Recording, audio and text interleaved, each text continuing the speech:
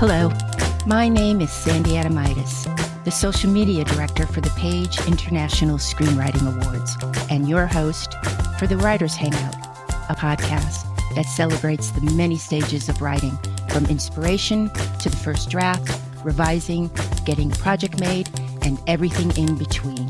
We'll talk to the best and the brightest in the entertainment industry and create a space where you can hang out, learn from the pros, and have fun. Hey writers, it's Sandy, and my goodness, do we have a great show for you today. Emmy-winning writer, director, playwright, and Major League Baseball announcer Ken Levine joins us.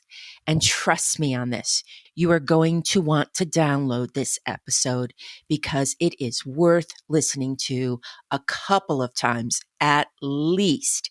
Ken's credits include MASH, Wings, Cheers, Frasier, Almost Perfect, which he created with his writing partner, David Isaacs. He's a character voice on The Simpsons. He has directed over 60 TV episodes, co-wrote the Tom Hanks movie Volunteers, and has a popular podcast called Hollywood and Levine. Ken Levine, thanks so much for joining us on the Writers Hangout. My pleasure. Good to be here. Ken, you've lived this remarkable life. A successful writer, director, and baseball announcer. You've admired Vince Scully, who we sadly lost on August 2nd. And Vince had this particular way of introducing characters and players as individuals. Is that where you started to love the idea of storytelling? Absolutely, because he treated the ball players as people and not bobbleheads. Listening to a season of Dodger baseball was like following a really good novel with a different chapter every day. And Scully was great at milking the drama and finding humor and finding ways to fill when things weren't that particularly interesting. And you're right, it's all about storytelling. People say to me, well, what's the difference between writing for television and being a baseball announcer? I say, well, when I'm a baseball announcer, I can't change the ending. This is very true. You're also a fan of improvisation. I'm in an improv workshop that Andy Goldberg teaches. And our mutual friend, Michael McManus. Mm-hmm. He's in the class too. Yeah, he was on the pod. We talked about Poltergeist. What would you say to someone who says, I'm a writer, I'm not an actor. What can an improv class teach me about writing? Well, it can teach you a lot about spontaneity, and find that there's a separate skill in being a television writer who can sit in his office or sit at Starbucks and write a script, as opposed to being in the writing room where everybody is sitting around a conference table rewriting the script, and you have to be in there pitching jokes.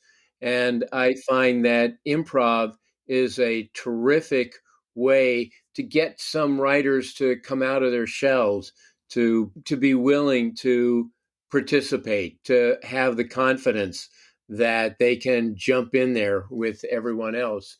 So in that regard, I think it's a really good skill. And it also teaches you, I think, the art of listening, which to me is very important. You know, don't be necessarily thinking of what funny line you want to say next. Be true to the scene and listen to what your scene partner is doing and respond off of that. And that to me is very important when you're writing scripts, that conversations need to be logical. And people need to listen to each other and react to each other. And if you just start throwing in a joke that you think is really funny, but it doesn't really fit in with the conversation, then it's going to stick out. And I think training in improv helps alert you to that. Will you explain yes and? I think that's also really important, the yes and. when somebody says something in a improv scene, if somebody says, "Oh, my dinosaur just entered the room," if you go, "What are you talking about? There's no dinosaur here," then the scene is over.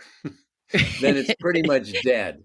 Right. You have to go with whatever the person says. So if he says, "Oh, there's a dinosaur in the room," and you say, "Great, because I happen to bring some large bones just in case he's hungry."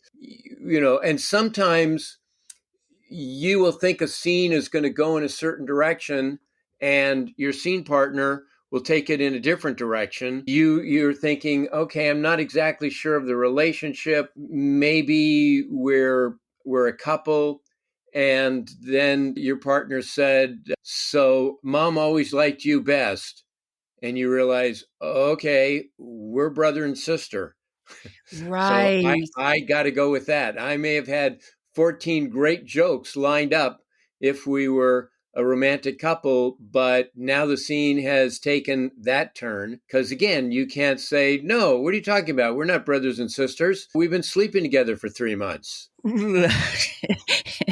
and and then everyone cries in the audience. Yeah. Yeah. Everyone gasps. Everyone gasps, yes.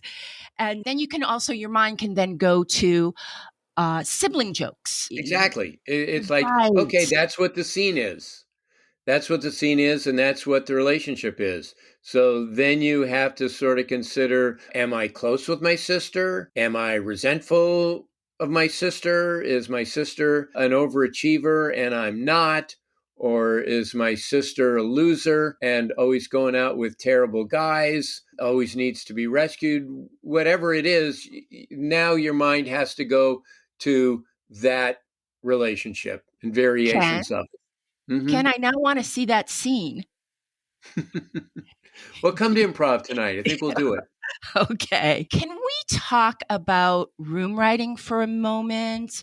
I'm Sure. online a lot. I do social media, and it's starting to bubble up this theory out there. Well, first of all, can you explain room writing to our listeners, to the writers out there? Well, you have a staff of writers, and like I said before, you all sit around a conference table, and together you all write the script. There is somebody who is running the room.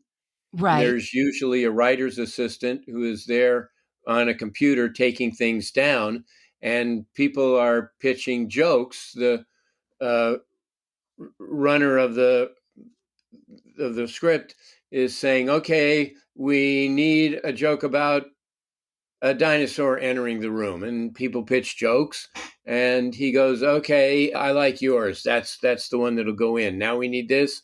Now we need that." Right. And there are some shows, notably the Chuck Lorre shows, where everything is room written.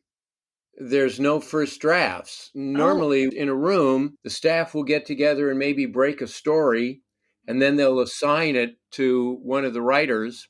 And the writer will go off and write an outline, and he'll get notes. And then the writer will do a first and maybe second draft of the script. And then it goes to the room to be rewritten. Well, Chuck has eliminated that and just starts with everybody writing the script together. And it works for him. He's made an awful lot of money, yeah. but I think it sort of does a disservice to writers Yeah. because, there's times when you got to be a writer. There's times when you got to figure out how to get out of a scene, or you have to figure out how to make this particular story turn work, or this emotional moment, is it enough, is it too much, is there a better way to finesse it? And writers have told me that after being in a room situation like that, where the scripts are, you'll excuse the colloquial that is used, gangbanged, Right. that they're nervous about writing a script by themselves again. Have you ever felt that way, Ken, that you've lost your voice? I mean, you've worked in some groundbreaking rooms. I mean, just famous. No, not that I've lost my voice. There was a time when we worked on a show that we did lots and lots of rewriting, and I felt burned out Right. and needed a couple of months to just chill. Were you ever But in one of those rooms that, well, maybe a couple there till 3, 4, 5 o'clock in the morning? oh, oh, many times. Now, I've I've been always, I've been I've been in rooms where I've gone home when the sun's come up. And I've been in rooms where I had to be there for the 9 a.m. Table reading, and we got done at 6 o'clock in the morning, and I wouldn't go home. I would just try to sleep for 2 hours on the couch. yeah, I'm hearing that sitcoms are trying to change that, that they're trying to have decent hours. But I guess if the work's got to be done, it's got to be done. Right. I run a show along with my partner, David Isaacs, and we have a troubled script, and you get a couple of troubled scripts a year. We try to put a curfew of like 1:30 in the morning because our feeling is send Really? everybody home, come in early the next day, and something that would take 3 hours to do in the middle of the night is going to take you 1 hour to do when you're fresh at 10 o'clock in the morning. So the cast just has to understand that, okay, you're only getting up to page 18 of the script, and the rest of the script will follow later in the day. Right. Who are some of your mentors? Oh my God, I've been so lucky in that regard. I would say, first and foremost, Gene Reynolds of MASH taught us more about story, breaking stories than I think anybody else, everyone else combined. Larry Gelbart was a wonderful mentor. Jerry Belson, Gary Marshall, Jim Brooks, Glenn and Les Charles, Tom Patchett, and Jay Tarsus. So we've been extremely fortunate. And we were also fortunate in that we recognized at the time that this was a golden opportunity for us and to soak in as much as we could. We weren't thinking, oh, what do these old guys know? We're hot shots. No, Oh, that's we really just good to saw hear. this as, Sandy Koufax is going to teach you how to throw a curveball. You listen, You pay attention. pay Uh, attention. Yeah. hey, there's a name out there that I have been hearing about since the day I arrived in Los Angeles is Treva Silverman. hmm I've never met her. No one has even really told me stories about her.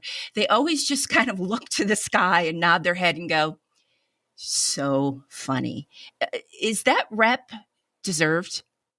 Oh, absolutely. Treva comes from New York. She wrote music and she wrote sketches and came out to Los Angeles originally to write on the Monkees show.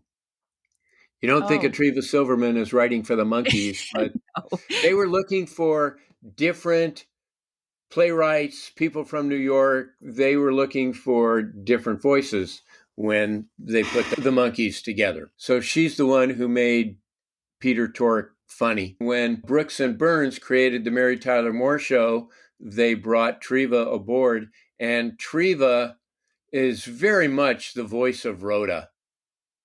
Wrote I can wonderful see that. Yeah. episodes, won a number of Emmys. And when I met her, her reputation preceded her. When I met her, I sort of thought, okay, this is going to be a Rhoda type persona, Yes. kind of New York and brassy. And Treva is just very quiet and kind of ethereal and very different from that. Or I write a play. The first person I give it to is Treva for analysis. Yeah. I have so much respect for her. That's great. There weren't a lot of women's names floating around. Am I wrong in that? Do I just not know about them or? Well, there were some, but not as many as today. There are very few in In the 70s, I would have to say Pat Nardo and Gloria Banta, Susan Okay. Silver, let's see, Mary Kay Place and Linda Bloodworth. Then in the 80s and 90s, there were more. Susan Harris is certainly a giant. Robin Schiff, who we did Almost Perfect with and wrote Romy and Michelle's High School Reunion. And we were Wonderful we were movie. bringing in more women writers by the 90s. There were more. But yeah, when Triva started, there were very few women writers. Yes, she has a special place in my heart, even though we have never met. Hey, I'm going to jump subjects on you. We're almost entering the holiday season, and you wrote in your blog a possible way for your spec script to stand out: do a Christmas spec. Can you elaborate on that for us? Sure. There's so many specs out there that anything that you can do to sort of have yours stand out, I think is a plus. And one idea is to write a Christmas themed show because every series does a Christmas themed show. But Right. when you're sitting down to write your spec script, nobody thinks to write a Christmas show. Exactly. Watch. Now there'll be 200 Christmas shows because everybody's listening to this podcast. Goes viral. And then a year from now, I'll be saying, okay, if you want to stand out, don't write a Christmas show. Yeah. Are you a fan of bottle shows? Writing them and watching them. If it's a good bottle show, I thought the bottle show about the fly and Breaking Bad was one of their best episodes.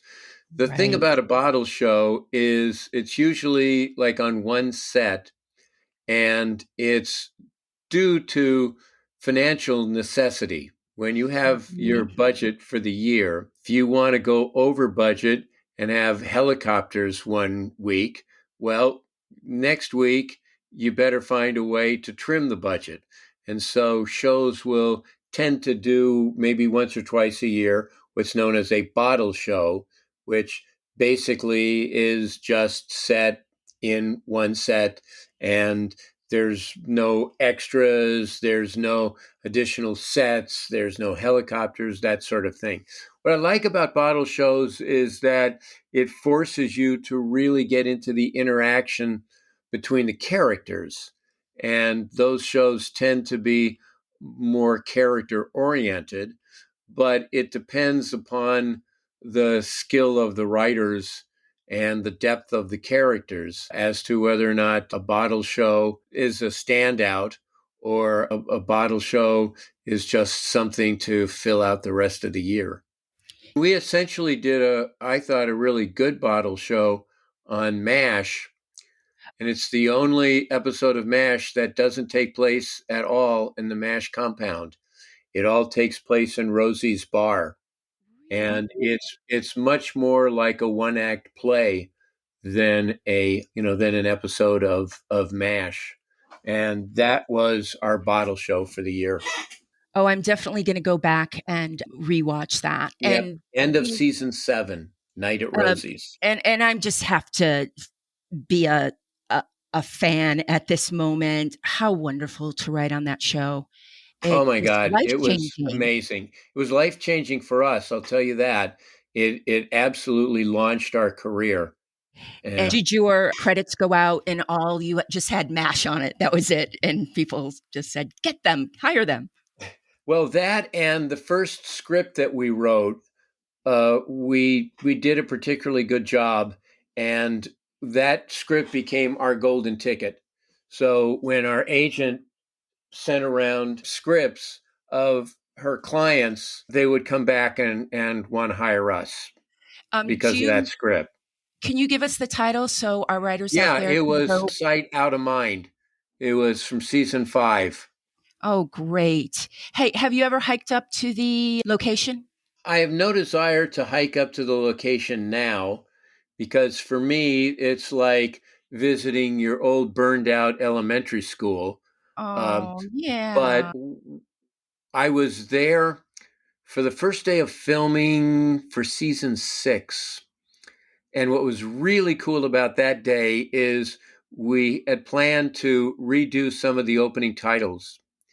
And so I'm standing in the compound and I hear the helicopters and I look up and there are the two helicopters flying against the backdrop of those purple mountains, just like you see on TV. So it's like, man, if I'm going to go to the MASH set, this is the day to be there. Ken, I am so jealous. Seriously. One of my favorite, if you ever play with your friends, like you say the line of a movie and someone has to guess, one of my favorite is to say, wait for it. And that was, I think it was the movie actually, though, because Radar would hear the helicopters before everybody else. Uh huh. And he would look up and one of his lines was, wait for it. He's the only one from the movie who was also in the TV series, Gary Oh, I didn't Berghoff. realize that. Mm-hmm. Speaking of holidays, which we're almost in, happy holidays, by the way. No, thank you. Same to you. Thank you. My previous boss just called me, asking me a question. Hey, do you remember where we got those crew jackets? Blah, blah, blah, blah, blah. Do you remember some of the gifts you got? Do you have a favorite? Do you still have them? Do you give them away? Well, I think my favorite is on MASH. Alan Alda gave us a watch, Oh, which was really nice. cool. And other than that, lots of jackets. I still Yes. have a couple of the Cheers jackets, and I think I've got a Becker fleece and a Wings jacket. I still have my Wings jacket and a Fraser jacket. Everybody loves Raymond. We got like a police jacket and a raincoat. Raymond was great. They gave out DVD players and a scooter, which I promptly gave away. That's safe. One year on Cheers, this was actually not a great gift. We all got Cheers dartboards, and at the time, we all had small kids, so it's like no one even opened it. My favorite gift, I helped out on a pilot that didn't go, which was like about aliens or something. It was called Earth Scum. That was the name of the series. We got Earth Scum drinking glasses. So that was pretty neat. I got hats from various shows. Frasier gave out bicycles one year. That was pretty cool. Wow. We got Simpsons jackets. I got small Simpsons jackets for the Oh. kids Are that you each a kid fan of small logo, big logo? on the And the jackets. Like I'm a small logo. I don't like the whole back saying the name of the show. if it's a show I'm proud of, okay, I'm happy to have Cheers and Frasier uh, Yes. on on the back Earth of scum?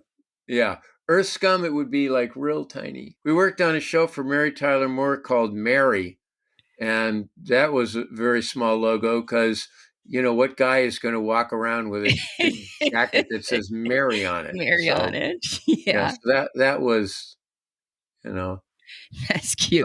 same thing with Kristen. Working on a sitcom for Kristen Chenoweth. I Oh, got a what fleece. you got a fleece. I do Hmm. like the fleece. And there Yeah, was me a whole too. vest moment too. Me too. I think I Yeah. got a hoodie from Becker. Hmm. Yeah, I would always ask my agent when she'd be talking about various, opportunities, and it was like, well, what's their Christmas gifts going to be? What is their logo like? What is their opening title theme? Am I going to like their opening title theme? I have to admit, I think the couple of times I have been in charge of Christmas gifts and wrap gifts, I've tried to go for anything that wasn't a size. And I lost out a lot because then you have to go up to everybody and ask them their size. But nowadays, I think when you sign your paperwork, you give your size for gifts. Oh, Isn't that interesting? now that is interesting. Yeah. Yeah, the MASH was funny because the one year we got watches. And we brought a new writer on for the next year, and he was very excited about Christmas, to what gift we were going to get. Right. And that year, the cast decided to put together a vinyl record album of all of the segments in the show where anyone sang. What? Yeah, exactly. And we were like, "What is this?" And oh my god, the young writer was so pissed. Oh, Like, wait, you got watches, and I got this album, Loretta Swit singing. that's it. I'm going back to Montana. Never going to write a Yeah, word again. really. Hey, how do you are the perfect person to ask this question. How do you get someone to read your spec script? Tough question, I know. It's always very difficult. Anything you can do to draw attention to yourself, if you've got lots of followers on social media, that now help. Enter your scripts in competitions. And if you win competitions, that helps distinguish you. Right. Um, Networking, I think, is a big key. It helps to be in Los Angeles. It really does. And do your homework. Who from your college is now a successful working writer? That's a good in, to be Interesting. able to say, Yes. "Hey, we both went to Northwestern together. We both went to Syracuse." That type of Right. thing. Find out where the writers went to college. And usually, each university will, be very proud of the alumni that went on and now have a career in Hollywood. The other way I find is if there's a show you like and you look through all of the titles of all of the writers, if you send a note to the showrunner, Mm-hmm. chances are it's going to be ignored. But if you contact somebody much farther down on the food chain, like the story Hmm. editor or a staff writer, Mm-hmm. and go, "Hey, I just saw your episode of Better Call Saul last night. It was really terrific." And you can maybe connect on that level, because the story editors and the staff writers, nobody's writing them letters. Right. you know That's so I found very smart. that might be an in. You go, "I got, I really Yeah. liked your stuff, like your writing. Can I meet you for coffee, establish a relationship?" And maybe he'll say, "Well, let me see your script." That's great. One thing that has been rolling around in my mind lately, I've noticed now we have these virtual rooms, which probably is great when you're an established writer. But when you're, I don't think it's great yeah, for anybody. oh, yeah, I because for think baby writers, how do you get to know each other and hang out? And No, I was saying, I think it's much harder. You're all distance. My daughter Annie and her husband John are sitcom writers, yes. and they were on a show, on an ABC show during the pandemic, and they never met the star. They never went down to the stage, and everything was done by Zoom. And after several months, they all had to, as a game, kind of predict how tall they thought everybody was, because no one had ever seen anybody in person. You think that virtual is going to last? Do you think it might be a mixture? So my guess is that people will be going back to actual work. Yeah, And it's great because you can walk down to the stage and you can see a run through. And if right. there's a problem on the stage when they're doing a scene, you can walk down to the stage at 11:30 in the morning and see it. So I think in terms of writing rooms, I think we'll probably go back to people working together in person. Yeah. However, I think the actors' self tape auditions, I think that's here to stay. And I think that's a real disservice to actors. Sarah Ramos, she was on American Dreams and she wrote a tweet the other day saying that she's just going to talk about it and how unfair it is to give an actor 15 pages of dialogue the night before and ask them to just learn it and then tape it themselves. And, you don't, she's successful, but you don't even know.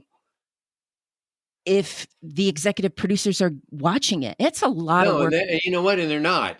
That's part of the convenience for them, Oh, is that they put it on, as opposed to when you're in the office and they have to sit and listen to your whole audition. They put on your tape and they watch 10, 15 seconds of it and they go, oh, nah, heartbreaking. no, not her, and you're dead. The other thing too is, oftentimes someone would come in when I was casting a show, and they would come in and they would do the reading and they would be off, but there would be something sort of interesting about them. And Mhm. so I would always have the opportunity to give notes and have them try it again.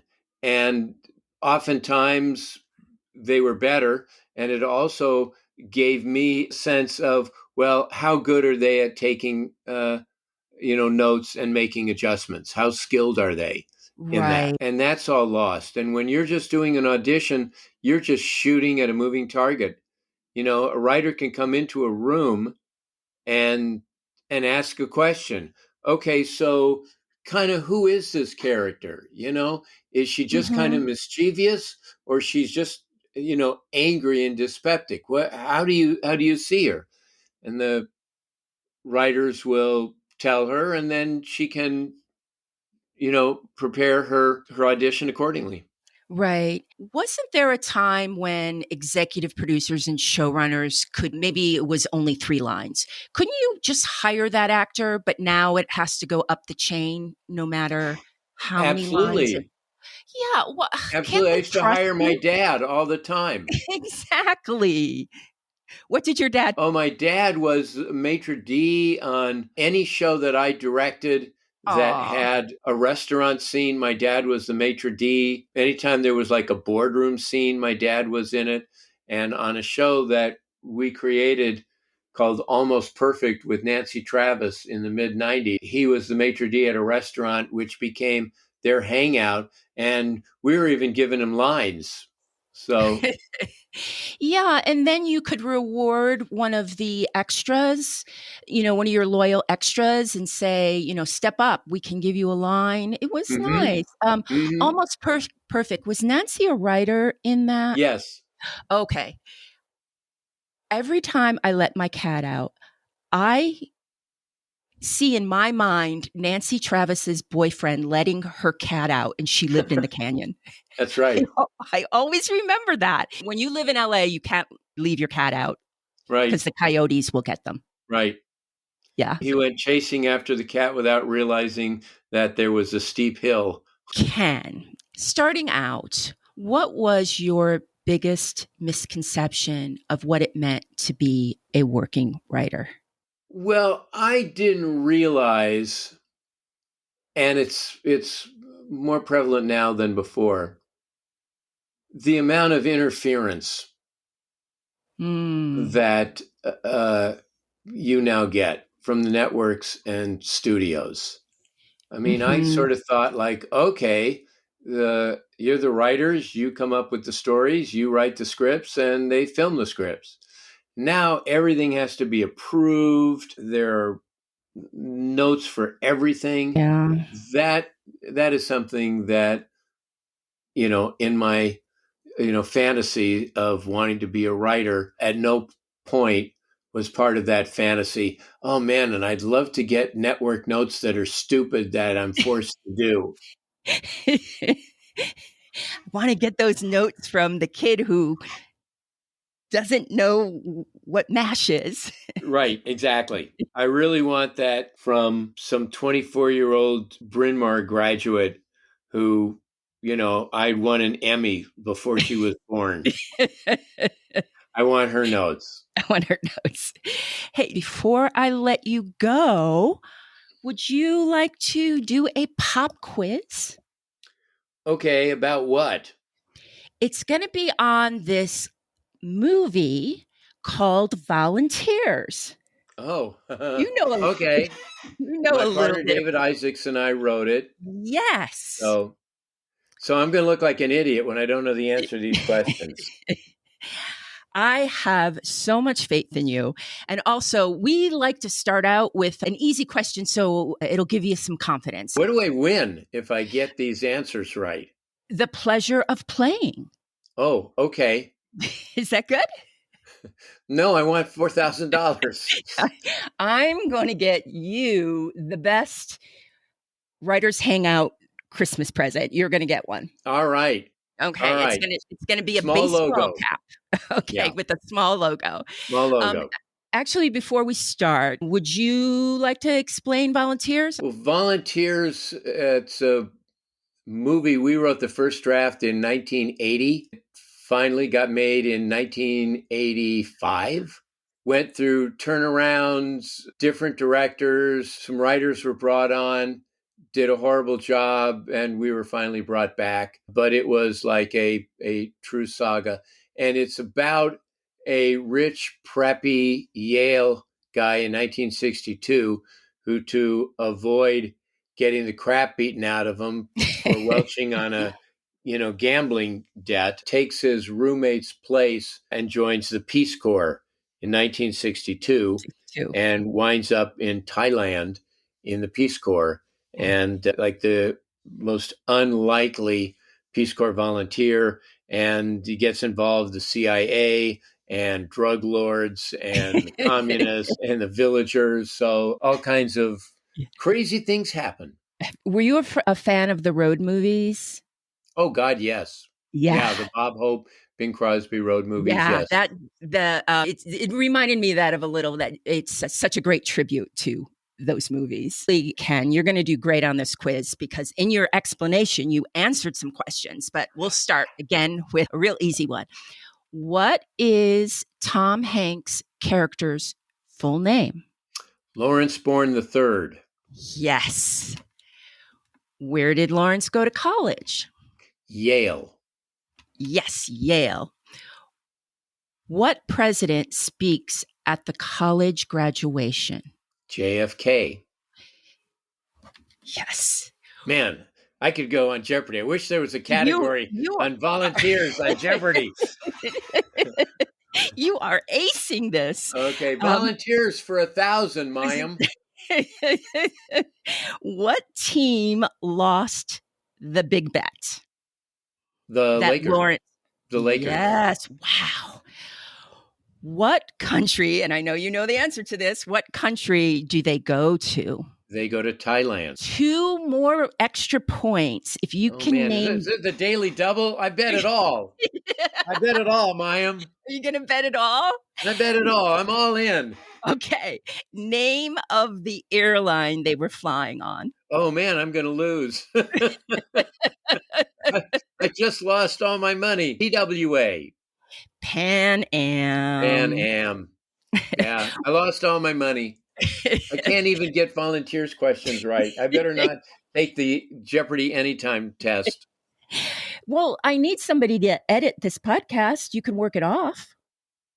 Deal? Yeah, well, yeah. Edit that out so it doesn't make me seem like I'm dumb. No, you keep that. Okay. What do they have to build? They have to build a bridge. Yes. How long does the black market bad guy give Lawrence to build the bridge? The bad guy is Chung Mi, which was the name of a Chinese restaurant in downtown LA that we used to go to. 30 days? Couple 6 months? weeks. 6 weeks. Okay. Who is Tom Tuttle? By the way, John Candy. You got to work with John Candy. Oh my God, and he's such a joy. Who was Tom Tuttle captured by? He was captured by the communists. Yes. What does John, he's played by Tim Thomerson, call his knife? Mike. I think it's Mac. No, it's Mike. Oh, I misheard. I heard Mac as in Mac the knife. Mike? Mike. Okay, I would like a rewrite at the end of the day. Can I get back some of the Pan Am money? What animals help take down the trees in the village? Elephants. Yes. What did Lawrence call the bar that he had in Thailand? Lawrence's. You. In the bar, Lawrence offers Beth a drink. She's not happy what he offers. She wants to leave, but changes her mind when Lawrence offers up what? He offers a Coke, and we ended up getting in a lot of trouble for that because Sony, the picture was for HBO TriStar, which then Sony bought. And Sony also owned Coca-Cola, and people thought that we were basically just doing a commercial in the movie when that really wasn't the case. We had written that long before, and that had come from research. We asked, so what did you really miss about the US? And most of them said a Coca-Cola. That makes so much sense to me. Plus, Rita played it beautifully. Mm-hmm. She didn't overplay it. That's it. Ken, I would say you aced this. There were 12 I got questions. 8 out of 10, I think. No, you got 10 out of 12. Okay. That was just amazing. You are actually the pop quiz king. We have never, ever, ever had anyone get so many questions right before on the Writers Hangout. Really? Because I was going to say it would be fun to have one of your other writers like Mike McManus have to do a quiz on volunteers, and they get 0 for 12. Ken, before you leave us, can you please tell us where we can find you online? And you have such a great podcast, and every single one of our listeners have got to follow. Let us know the name of it. Yeah, it's called Hollywood and Levine, and it's almost 6 years old now, It's closing a in on great title. 300 episodes. And you can find it on Spotify, Apple, all of the various platforms that feature podcasts. I've got a lot of writers. I try to bring on writers whose work you have admired for a long time, but maybe you don't know who they are. And it's, I talk to casting agents, I talk to network executives, writers, actors, and then a lot of times it'll just be telling war stories or giving advice or just spouting incoherent nonsense for half an hour. It all sounds so good. And again, writers, get on this because it's an education, and Ken's the best out there. So take Well, advantage thank of you. that. Ken, thank you for joining us on the Writers Hangout. I really appreciate it. My pleasure. That's a wrap for the Writers Hangout. Thanks so much for listening. If you enjoyed the show, please subscribe, like, and thrive. Till we get to hang out again, keep writing. The world needs your stories. The Writers Hangout is sponsored by the Page International Screenwriting Awards. Executive producer, Kristen O'Verne. Producers, Terry Sampson and Sandy Adamitis. Music by Ethan Stoller.